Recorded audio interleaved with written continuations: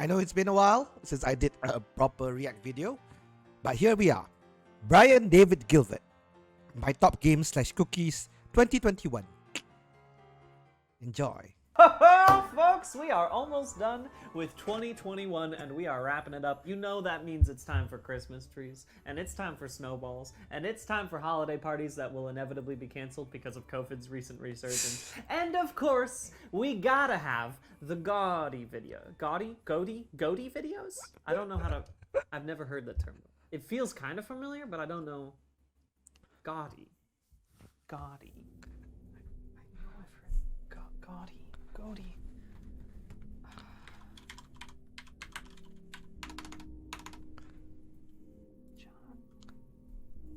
John Gotti.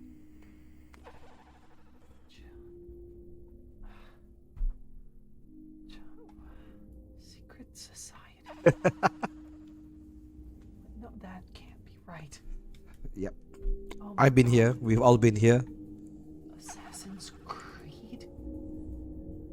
Assassin's Creed is an open world action adventure stealth video game.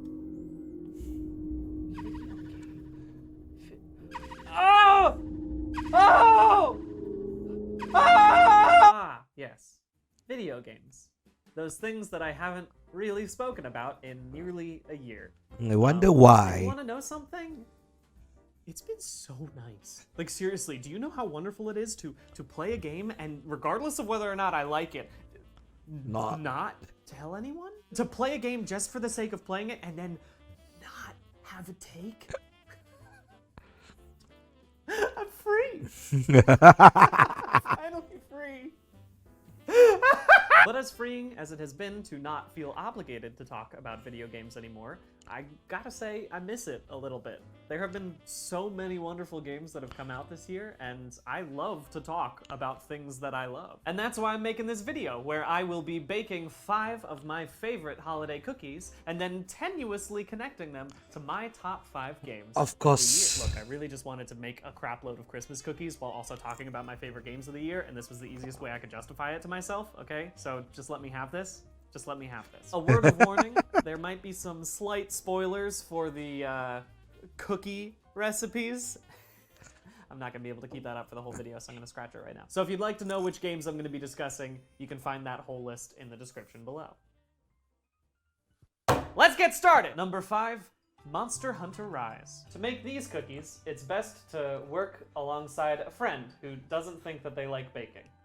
What? I should hate Monster Hunter Rise. I have spent the past few installments of the Monster Hunter series staring through the window like a Victorian street urchin at Christmas time, watching friends and strangers swing around their big swords and have a great time, and just praying that one day I too would enjoy the 15 minutes it takes to do one single action in this molasses-like game.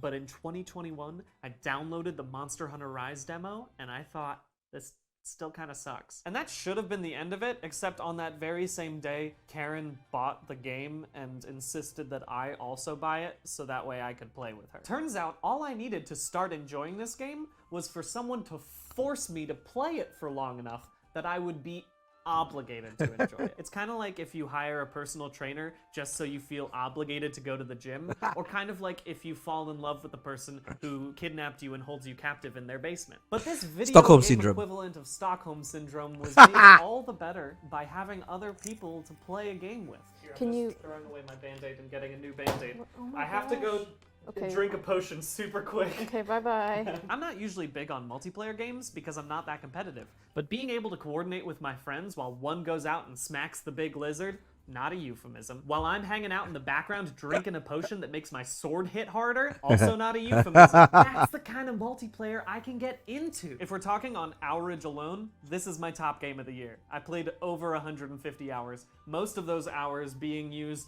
trying to get a frickin' Almudron gem. I still haven't gotten one, you slippery bastard. This is hard. Right? Maybe They just want to break apart immediately. And I just put them through the bottom and the top one, but not all the way through. Just enough so that way It looks like William it goes Tell through. arrow stuff. Yeah, exactly. So although this is one tough cookie to get into, with a little motivation from a friend, and by motivation I mean being figuratively shackled to your Switch, you too could love Monster Hunter. Number 4, Metroid Dread. Let's make some Metroid cookies. An important thing to note about this cookie is that I was actually waiting for a totally different cookie to get finished baking ever since they announced it back in June 2017. And then while I was staring at that oven, Nintendo wheeled in a totally different oven and said, guess what? We've been baking this one for a while. It comes out in 3 months. Get excited! I think it's fair to say that nostalgia is a massive factor in why this is ranking so high for me. But I also don't think that's a bad thing. Both these cookies and this game hold very important sentimental value to me. I have a very strong memory of spending Thanksgiving with my extended family, and one of my uncles gave me an early Christmas present, which happened to be Metroid Fusion. I spent basically the entire week playing Metroid Fusion until I got up to the first SAX battle, and I kept dying, and then I put it down and I let my brother beat it for me. I think Metroid Dread had a lot fighting against it, not only trying to match up with my nostalgic memory of old 2D Metroid games, but also fighting against a bunch of fantastic indie games that have basically perfected the genre in the past couple years. And I'm not just talking about Hollow Knight, although that is the main one I'm thinking about, but I'm also talking about games that came out this year. Axiom Verge 2, frickin' Record of Lodoss War Deedlit and Wonder Labyrinth, which is an actual title of an actual game that actually kicks ass. But it also managed to match my nostalgic associations with Metroid as a series. And the reason I felt so nostalgically attached to it is because I kept getting my ass handed to me. When it comes to new entries and series I used to play as a child, I cannot overstate how important it is for it to kill me all the time. I was really bad at playing video games as a child. I'm still pretty bad. Every single Emmy zone I'd get my ass handed to me. I'd meet a new Emmy, it'd say, hey, hello, here's your ass again. And every time I thought I was getting a little bit better at the game, I'd walk into a new Emmy zone and then this Emmy would be able to look through walls and he brought me a little gift. What is it? It's my ass! It was great. It made me want to keep playing to try to get better. And also, it was so nice that they would highlight the map areas where you could go and get like extra energy and missiles and stuff. I had to 100% it in order to beat the final boss. I didn't have to 100% it to beat the final boss, but it was fun. I loved spending time in this world. I did have to 100% it. Yeah, that kind of looks like it. If I tell you what it is, you're gonna be like, oh yeah, I can see that. They're cute little morph balls, aren't they? So good on you, Samus. You're still crushing it. And Nintendo, please put out Metroid Prime 4 before I die. And speaking of getting my ass handed to me, let's talk about game number 3, Death's Door. Perfect. We're in business, baby. Literally the first thing I did in Death's Door was kill myself. Can I die before I even do anything in this game? It honestly ended up being good foreshadowing for how I would spend the rest of the game. Dying a whole lot. And I'll sift this right through here. I see no progress happening. Like, I feel like I've been sifting this exact amount for the past 2 hours. It's gonna be worth it.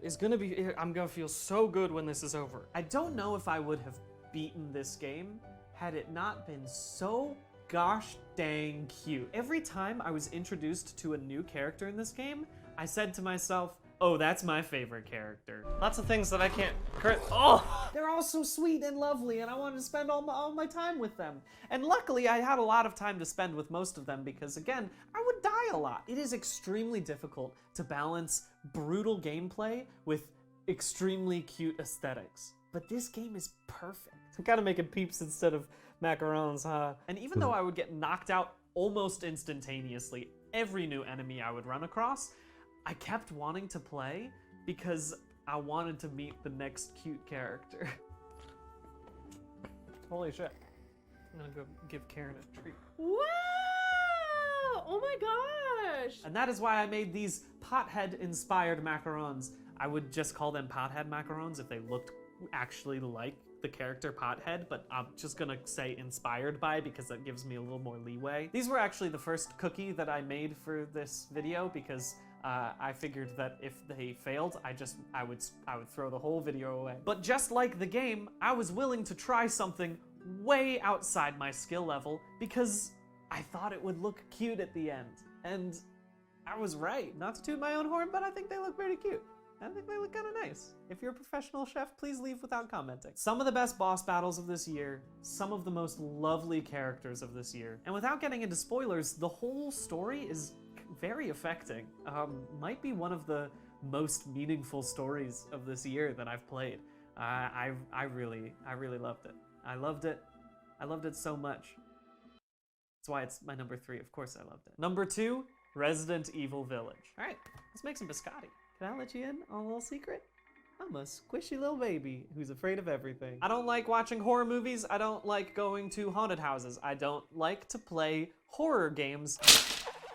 Karen's recording a podcast. I have to be quiet. I'll do this later. But for some reason, I love Resident Evil games. Sure, I have to play them in hour chunks, separated by long breaks where I watch tons of videos of prehensile-tailed porcupines making cute noises. But I do enjoy those hour chunks. In fact, for a while, Resident Evil 4 was the game that I played front to back the most times. It isn't anymore, because now that game is Resident Evil Village. I played through the entirety of this game 5 times. Wow. This year. And this is not a thing that I do very often. Like, I don't replay games immediately after beating them for the first time, which should tell you that something is either incredible about Resident Evil Village or something is very wrong with me. Yes. Probably both. Just gotta make them into a log.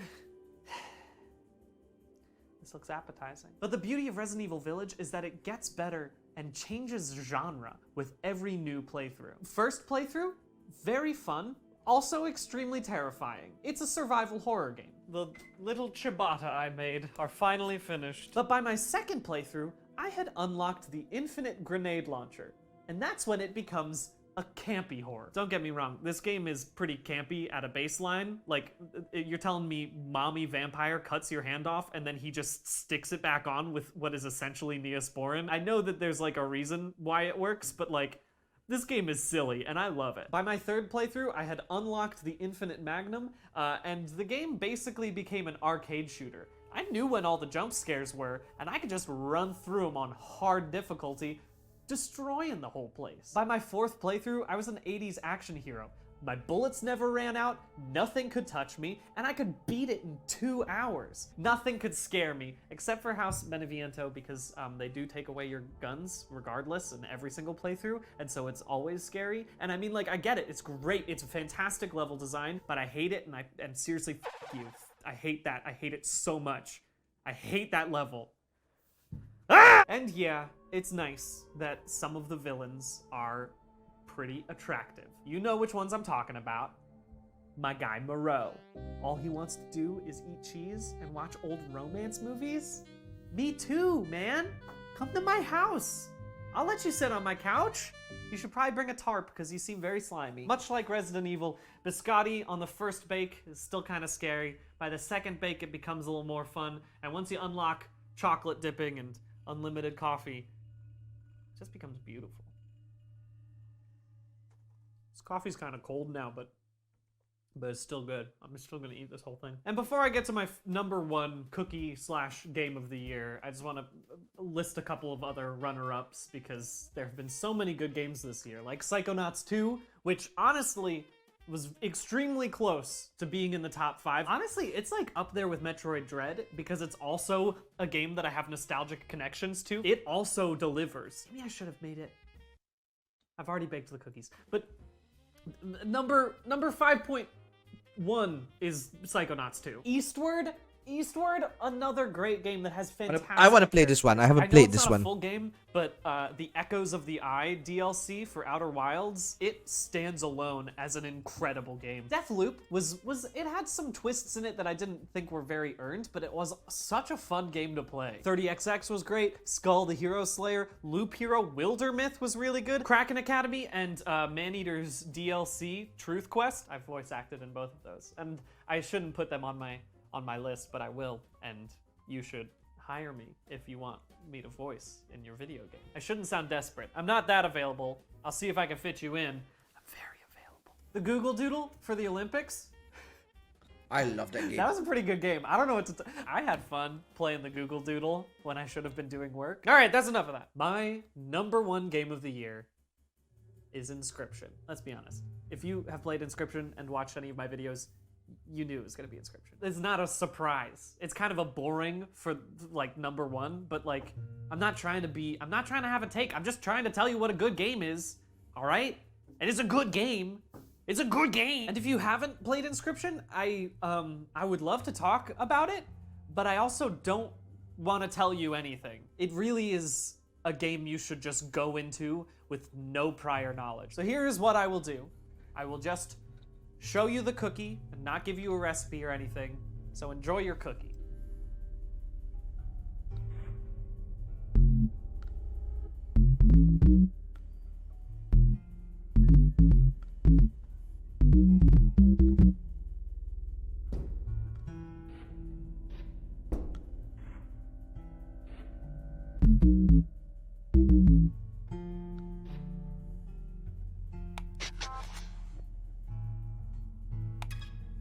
Good there as well. All right.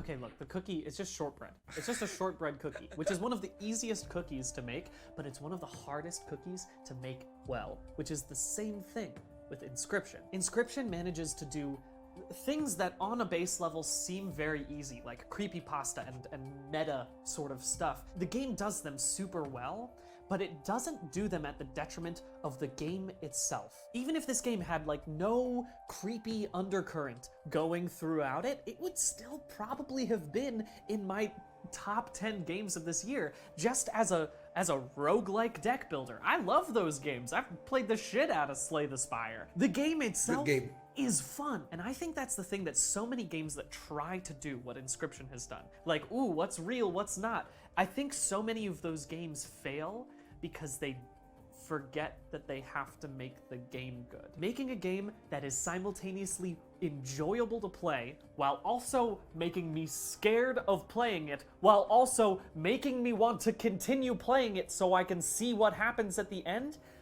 you don't get those three things very often. And Inscription does all of those things perfectly. The way it plays with genre and the aesthetics of the game and the fact that I'm already saying too much. I'm gonna get in trouble if I say more because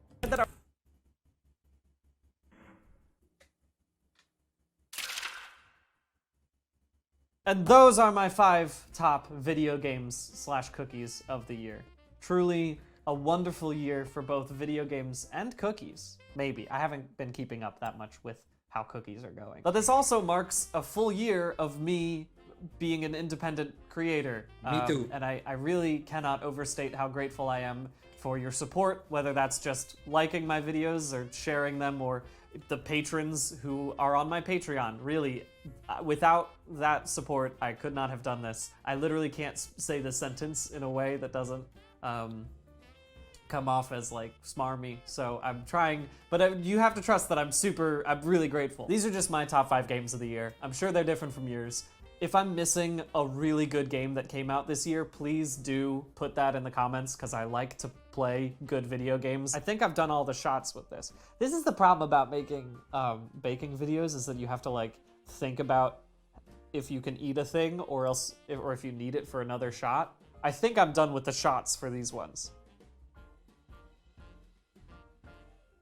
I can just bake them again. Man, I love this guy. Yeah, my first year as a content creator, and my channel slowly growing, so thank you, all of you. All 120 subscribers currently, and everybody on my Twitch channel, and everybody who just comes on and just watches my videos. Thank you very much. Amazing video, as usual. Brian David Gilbert, he's one of my favorite creators. I can't believe it's been a year since he left Polygon. Good times. I'm very happy for him. Thank you all. You have been Bearman blessed.